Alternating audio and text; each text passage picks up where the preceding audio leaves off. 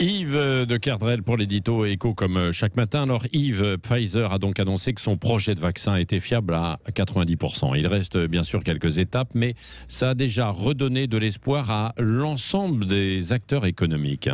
Oui, Patrick, la nouvelle est tombée hier matin. Le vaccin contre le Covid-19 développé par Pfizer et BioNTech est efficace à 90%, ce qui est pour un vaccin un degré de réussite extraordinaire. Je vous rappelle que le vaccin de la grippe n'était efficace qu'à 60%.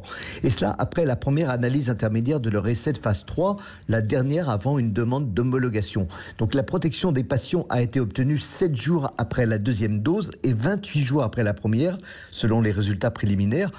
Plus de 8 mois après le début de la pire pandémie en plus d'un siècle, il existerait donc un remède à ce virus, un record en termes de rapidité. Sur la base de projections, les deux entreprises ont déclaré qu'elles prévoyaient de fournir jusqu'à 1,3 milliard de doses en 2021. Oui, et j'imagine que cette annonce a eu des répercussions dans le monde entier. Ça a été un feu d'artifice. Toutes les places boursières ont connu une véritable envolée, comme si l'on fêtait la fin de la pandémie, avec une envolée des valeurs aéronautiques, de tout ce qui est lié au transport, etc.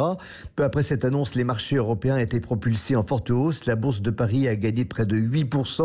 Dans leur ensemble, les places européennes ont enregistré, grâce à cette nouvelle, leur meilleure performance sur une séance depuis plus de 6 mois. Un traitement efficace contre le Covid était très attendu par les marchés, car sa diffusion permettrait à soudain accélérer après l'annonce des deux laboratoires qui portent en elles l'espoir d'un retour de la demande d'or noir. Pourquoi l'économie accorde-t-elle autant d'importance à cette découverte ?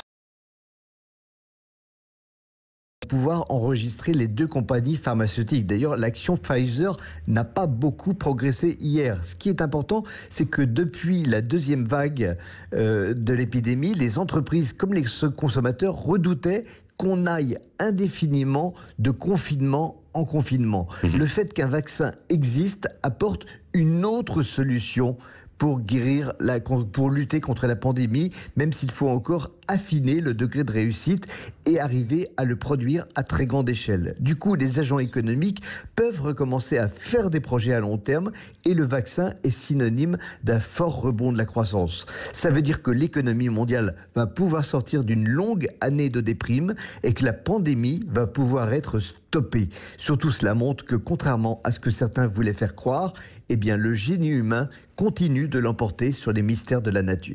Merci Yves de Kerdrel.